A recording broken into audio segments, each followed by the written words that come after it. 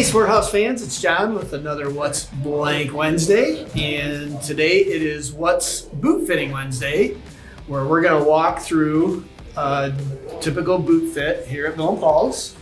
I'm joined on my right by Jenna, who you guys have seen a few times in some videos. Last winter, you participated in The Meet the Slopes event that we do. which is It's for anybody that wants to learn how to ski or has skied a few times but isn't super confident. I skied once and it ended horribly. So when I started here, I was like, I work at a ski shop, I gotta learn how to do this. So John told me all about the program and that's when I signed up for it and was all about it. So this year's Meet the Slopes is adult learn to ski. It's heavily subsidized. It's very affordable, a lot of fun, get you out on the slopes. You went through the program and came out the other end like, I couldn't believe how much you skied at the end of the year last year, right? So that brings us to this year where you're now ready to buy some equipment. Yeah. So we're gonna work with Jenna. We're gonna go through a boot fit and see what we end up with. So a couple of questions to start with. What types of runs do you typically enjoy?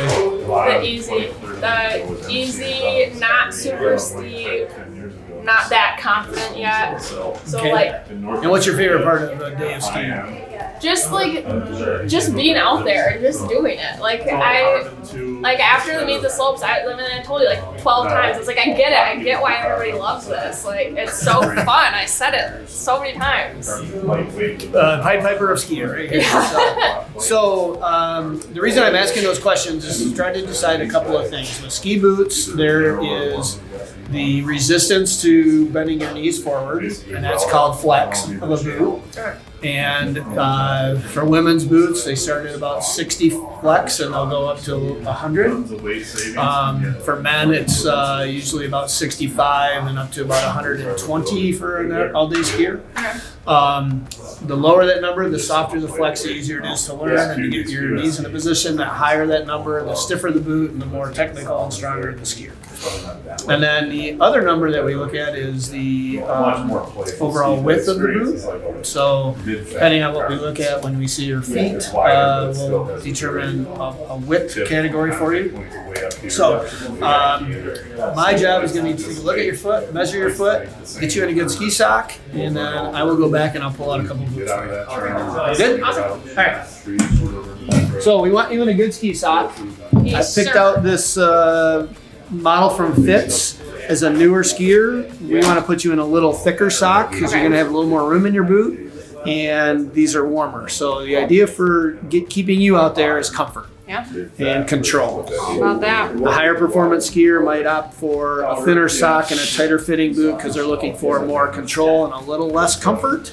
But nobody should ski in a boot that hurts their feet. So if your boots don't fit or are giving you trouble, book an appointment on our website. Come on down, work with one of our boot fitters. Those are nice though, aren't they? They're super soft. Yeah, and they make a ski boot feel so much better. So if you're not skiing in a ski sock, this is the first step to making it feel a lot better.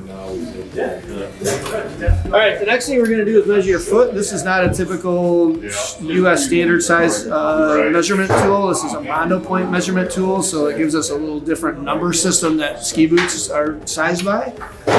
So what I'd like to have you do is stand up on that, and your heels all the way to the back, so you're in the 24 shell, and we're going to measure both feet, because customers oftentimes have different size feet. We want to fit the foot that's the largest, so pretty standard 24.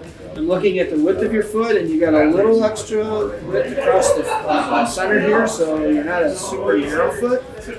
And then the last thing that I'm looking at is how much support you might need within that boot, and you are a good candidate for an aftermarket insole in there, which is something that we try to do for just about everybody. And you'll see when we pull out of the boot, it's not a lot of support, so we're going to put an aftermarket supportive footbed in there before she makes her final decision. So, all right, I've got the information that I need. I'm going to go find a boot for you. Roger that. All right, I'm back with two choices for you. because of the shape and size of your foot, you don't get all the models that are available, but we have over 25 models of ski boots for women here, which is kind of cool.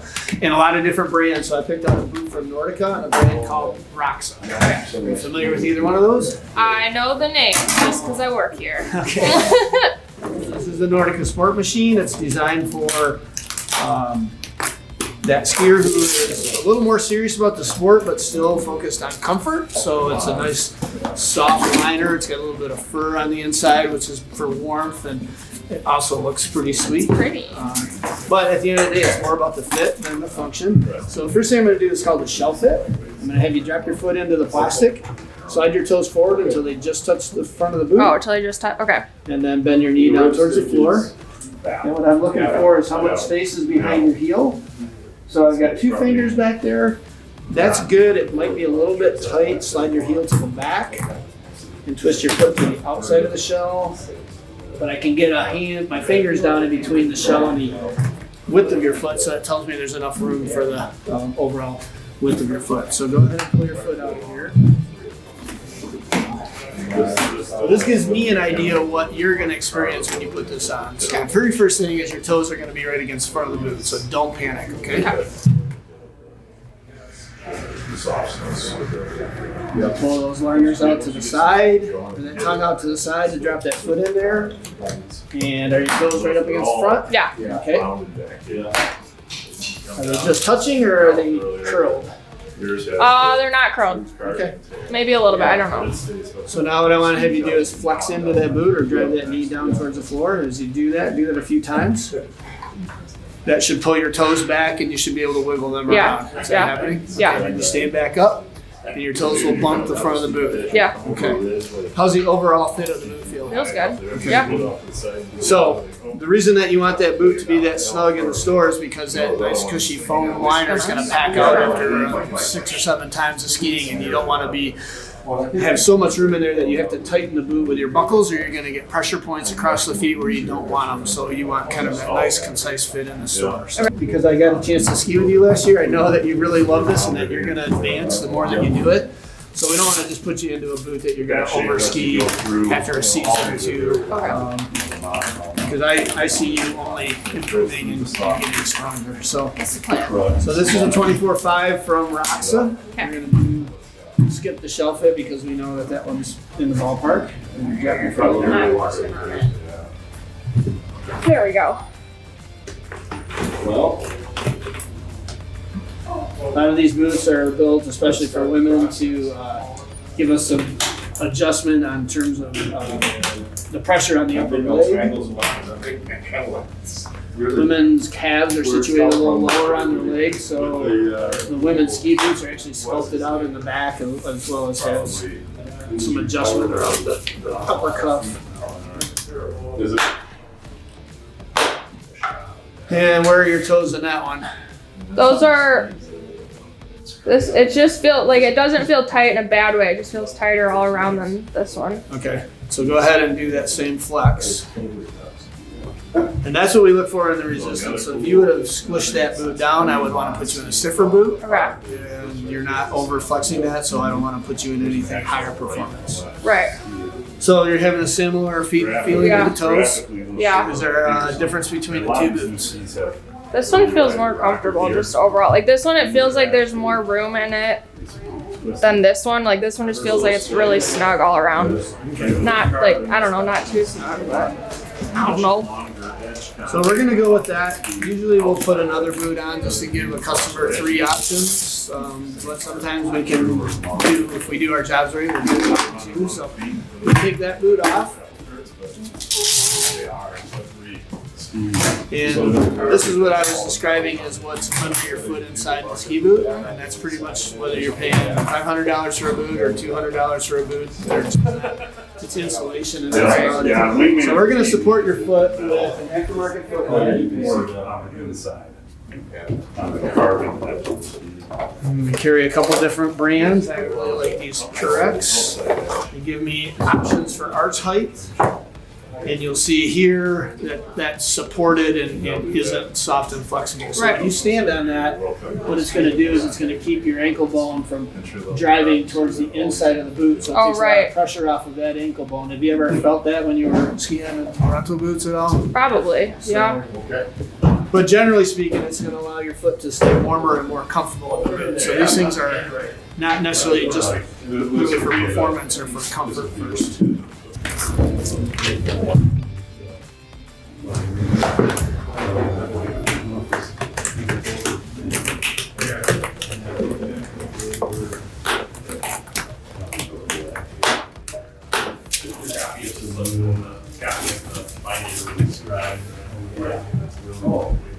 That feels better than that one. And does it feel different than this one with that foot bed in there?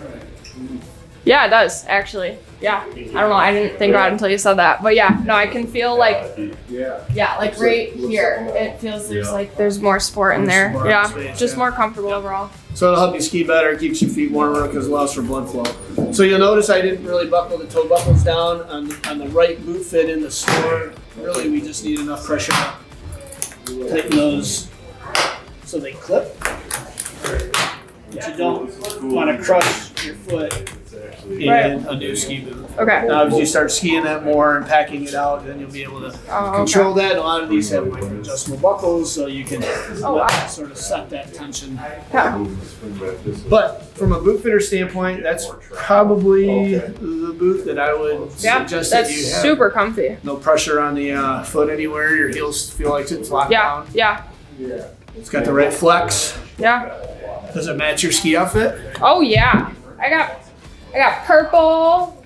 But yeah, I think it's perfect. Purple and teal. Purple right? and teal. How can you Can't wrong? go wrong with that. That is a hot combination this year. So I'd say we should take you up to the counter and let you earn some bucks. It's still October, so Love that. Still earning bucks on those, and we'll get you out the door and ready for ski season. Sounds good. All set to go. Thanks, Jenna. Thank you, John. All right, gang. That's more or less how we do things in the boot fit world here. Some feet are a little easier than others. We do take our time. We care about what you experience out there, and this is the more important piece of the equipment. So if you're debating whether to get boots or skis this year, we're recommending boots. Come down, see one of the gang, and be sure to tune in next week for another version of What's Blank Wednesday. See you later.